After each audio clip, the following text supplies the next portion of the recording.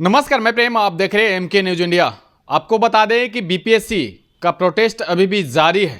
छात्र अभी भी गर्दनी बाग में डटे हुए हैं, लेकिन अभी भी ऐसा फरमान नहीं आया है कि छात्र अपने आंदोलन से उठकर अपने घर जाए और फिर से तैयारी में लगे, क्योंकि उनका मांग जो है पूरी परीक्षा बीपीएससी 17वीं की जो पूरी परीक्षा वो रद्द हो। लेकिन सत्ता में बैठे जो लोग हैं वो साफ कर रहे हैं कोई भी गड़बड़ी नहीं हुई है। आयोग इस पर जांच कर रही है, आयोग इस पर काम कर रही है और आने वाले 4 तारीख को फिर से जो है एग्ज़ाम होना है, जो बापू परीक्षा केंद्र में जो कैंसिल हुआ है उसे लेकर। लेकिन अभी भी ऐसा कोई फरमान नहीं आया कि छात्र अपने स्थान से हटेंगे। इस मुद्दे पर हमारे साथ बात करने के लिए इंजीनियर हेमंत कुमार आरएलएम से प्रवक्ता है। सर, कैसे देखते हैं आप? चिराग पासवान भी मैदान में कूद गए हैं बच्चों के समर्थन में कि बीपीएससी परीक्षार्थियों के साथ जैसा व्यवहार हुआ वैसा नहीं होना चाहिए।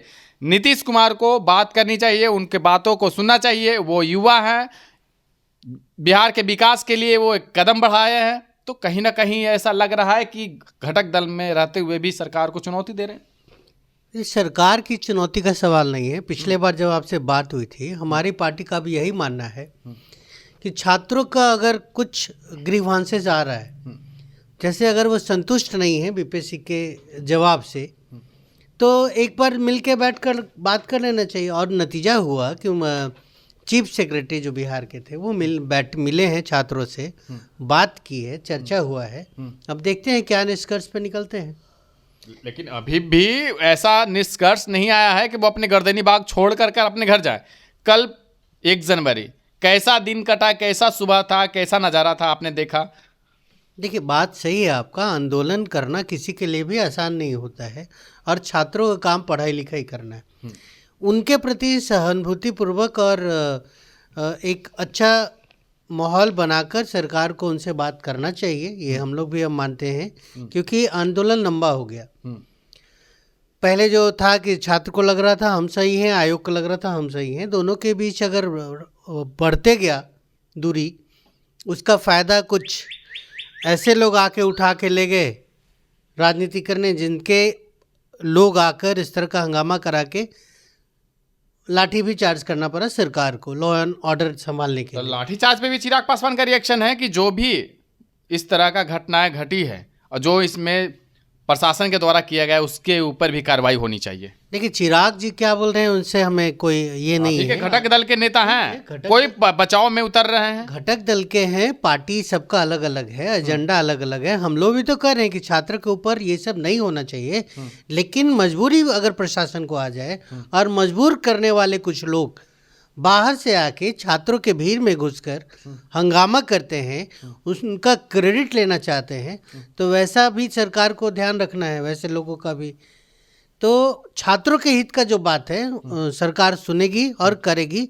हम लोग का भी सरकार से ये आग्रह है कि सहानुभूतिपूर्वक उनके बातों को सुने और उसके पे ऊपर विचार करके जल्द से जल्द निष्कर्ष पे पहुंचे, ताकि जो छात्र परेशानी में है उनसे उनको निजात मिल सके। पप्पू यादव ने भी कहा हमारे बेटे के ऊपर अगर लाठीचार्ज होता है तो या तो हम रहेंगे या तो प्रशासन रहेगा।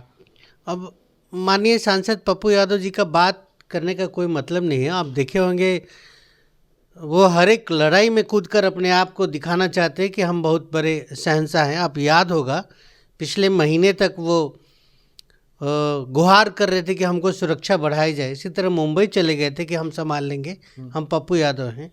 अब छात्रों से पप्पू यादव का क्या लेना देना? बिहार के नेता हैं। नेता का मतलब क्या है? आप पढ़ाई का बात में पप्पू यादव जैसे लोग अगर कुछ बात करते हैं तो ये हास्यास्पद स्थिति हो जाती है ना। प्रशांत किशोर जी आए, छात्र शांतिपूर्वक, छात्र के साथ हैं, छात्र शांतिपूर्वक आंदोलन कर रहे थे गर्दनी बाग। उनको गांधी मैदान बुला के कौन ले गया? बैरिकेड कौन तोड़वाया? और जब लाठीचार्ज का नौबत आया वो गायब हो गए। तो ऐसे नेता को छात्रों को कह रहे हैं जब तक हम थे तब तक लाठीचार्ज नहीं हुई। कहाँ चले गए थे वो?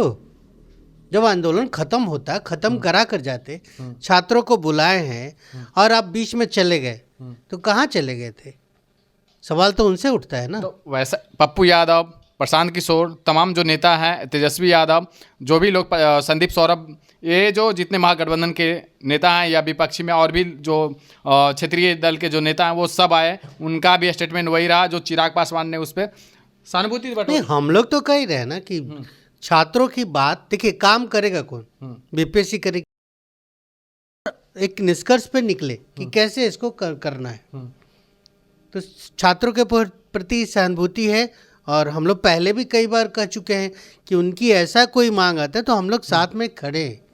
लेकिन यहाँ पे जो बीपीएससी का कहना है कि कहीं से कोई प्रूफ नहीं मिला है, अगर ये भी प्रूफ दे दे, जैसे आप कोई एफआईआर कराने जा रहे हैं तो आप बताइएगा ना कि मेरे घर में ये चोरी हुआ, ये छात्र दे नहीं पाए या समझा नहीं पाए। यहीं पे थोड़ा मुझे लग रहा है कि थोड़ा सा कहीं पे कुछ लग रहा है। लेकिन छात्रों के प्रति हमारे दल का पूरी तरह सहानुभूति है, और हम लोग सरकार से आग्रह करेंगे कि उनकी बातों को सुने, समझे और सही निष्कर्ष निकले जो उनकी परेशानियां हो रही हैं। और बाकी लोग जिस बीच अपना हाथ सेकने का कोशिश कर रहे हैं, उनका दाल फिर से नहीं गलने वाला है, ये मैं आपको दावे के साथ कहता हूं। एक और बात आ रही है छात्रों के बीच से कि रामविलास पासवान के पुत्र केंद्रीय मंत्री, जीतनराम मांझी के पुत्र एमएलसी जो अभी बिहार सरकार में मंत्री भी हैं, लालू प्रसाद यादव के पुत्र उप मुख्यमंत्री अभी विपक्षी के नेता भी हैं, अब बिहार का पुत्र डंडे से बरसाया जा रहा है। ये कहाँ का अन्याय है? देखिए, ये तो बात सही है, और हम लोग इसका विरोध करते हमेशा आए हैं कि जो वंशवाद चलता है वो राजनीति के लिए इतना अच्छा नहीं है। और जो बीपीएससी बच्चों का बात कर रहे हैं, क्या जिन लोगों का भी आपने नाम लिया, कभी वो बीपीएससी के लिए बैठे हैं? कभी नहीं बैठे जा रहा है ना, कभी नहीं बैठे होंगे। लेकिन वो बच्चे को पूछे कि बीपीएससी का महत्व क्या होता है, पढ़ाई का महत्व क्या होता है, तो इनसे आप बाकी का कंपेयर ना करें। बच्चे अपना मेहनत कर रहे हैं, कंपेयर नहीं कर रहे हैं साहब। उनकी जो मनोबल जो जिस तरह से बढ़ी हुई है, और जो जिस तरह से बिहार के बच्चों के साथ हो रहा है, दुर्बलता वही नहीं कर सकते हैं। लाठी डंडे से पीटना, किसी को आप सम्मान दे रहे हैं तो किसी को लाठी डंडे से पीट कर सर फोड़ दे रहे हैं। देखिए, ये जो आपका लॉजिक है ना, ये थोड़ा अलग है। अगर हम करोड़पति के यहाँ पैदा होते हैं तो हम बचपन से ही करोड़पति हो जाते हैं। ये जैसा कि हमारा चला रहा है, बाप के प्रॉपर्टी पे अधिकार बच्चों का होता है। और टैलेंट ऐसा नहीं है कि मेरा प्रॉपर्टी ज़्यादा है तो हम टैलेंटेड है। उनको सत्ता सुख मिल गया, फादर के कारण मिला हो, जिसके कारण मिला हो, लेकिन वो टैलेंटेड है, ये जरूरी तो नहीं है ना। और टैलेंट प्रूव करना पड़ता है बिहार में। यूपीएससी देखिए, करोड़ लाखों लोग में से जाते हैं कुछ लोग। 4 लाख लोग दिए थे, रिजल्ट कितने का आएगा? 2000 का। और पीटी 4 लाख में उसमें 22,000 से 20,000 ही मात्र हैं जो मेंस दे पाएंगे।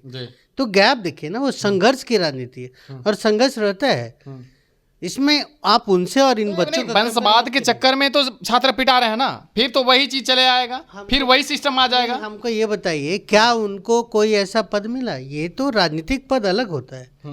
यहाँ राजनीति में तो आप नहीं भी पढ़े लिखे हैं तो आप चुनाव जीतकर पहुंच सकते हैं, लेकिन उस लेवल तक पहुंचने के लिए जो संघर्ष होता है वो छात्र ही बता पाएंगे, जिन्होंने पढ़ा है वो बताएंगे। तो क्या लगता है कि अब बीपीएससी का जो एग्ज़ाम है वो रद्द हो जाएगी? क्योंकि अब ज़्यादा समय भी नहीं रहा, अल्टीमेटम भी दिया गया था। प्रशांत किशोर, पप्पू यादव, तमाम जो है महागठबंधन के जो नेता, कांग्रेस जो है वो भी 31 तारीख को सड़क पर उतरे। अब क्या होगा? देखिए, ये बात बीपीएससी ही बताएगी और सरकार बताएगी। ये जो लोग का नाम आप लोग ले रहे हैं, ये बस आग सेकने आ गए, अपने आप को हाईलाइट करने आ गए। इनको पढ़ाई लिखाई और एग्जाम से कहीं कुछ लेना देना नहीं है। बच्चे का बात है, बच्चों का भविष्य का बात है। हम लोग भी सरकार से आग्रह कर रहे हैं कि ऐसा कुछ डिसीजन ले कि उन लोगों को सहूलियत मिले और ज़्यादा परेशानी ना झेलना पड़े। जी, धन्यवाद। तो आपने सुना क्या कुछ कह रहे थे, लेकिन बीपीएससी अभ्यर्थी अभी भी जो है गर्दनी बाग में डटे हुए हैं। ठंड का मौसम जो आप देख रहे हैं किस तरह से है, घर से निकलना लोगों को मुश्किल हो गया, लेकिन अभी भी वो गर्दनी बाग में खुले तौर पे अभी देखा जा रहा है कि किस तरह से ठंड में बैठे हुए हैं। लेकिन अभी भी ना सरकार और ना बीपीएससी कोई जो है सुनने वाला है, ना कोई ऐसा फरमाना है कि शांतिपूर्ण धरना जो है खत्म कर वो घर जाए और फिर से एग्ज़ाम की तैयारी करे। लेकिन अभी देखना होगा कि कुछ ही अब घंटे रह गए हैं, क्या किस तरह से विभाग के तरफ से कुछ फरमान आता है, या जिस तरह विभाग के द्वारा बीपीएससी के द्वारा जो डेट फाइनल किया गया था एग्जाम का, उसी डेट में एग्जाम लिया जाएगा। इस तरह के तमाम खबर बने रहें, देखते रहें एमके न्यूज़। धन्यवाद।